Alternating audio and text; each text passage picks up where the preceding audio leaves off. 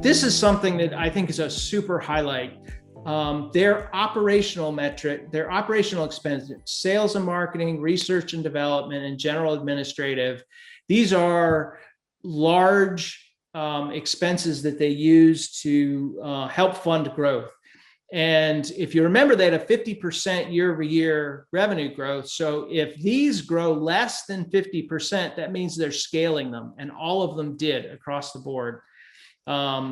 So what that means is year over year, this operating margin improves, and these costs allow them to get more dollars below the bottom line, and takes them more toward their long-term model where they have a non-GAAP operating margin of 20%, but still spending 18 to 20% on R&D. And you can see this is sort of the biggest lever, right? Sales and marketing going from 46% to a sub 30. Can I add some context to that, Brian? Yeah. So essentially what that means, can you go back a slide?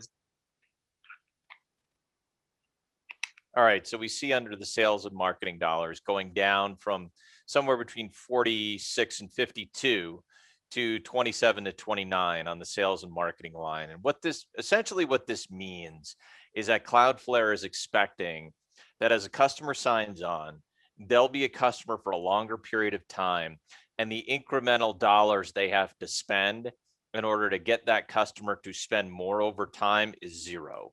They're going to get customers, keep customers, sell them more stuff without spending new acquisition dollars to get them through the door.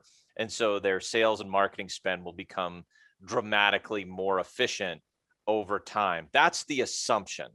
You can see that the R&D dollars, they are thinning slightly, but not a lot.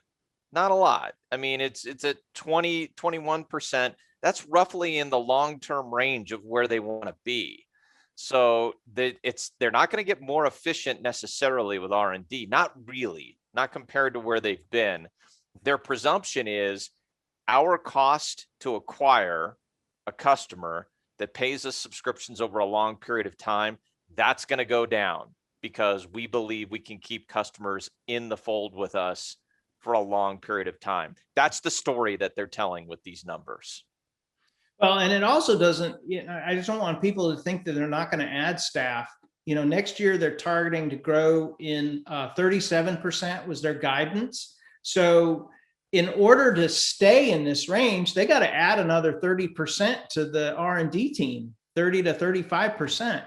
And most of the R&D dollars is people. So they're going to continue to grow staff. It's just they're not going to grow staff as fast as they're growing the top line.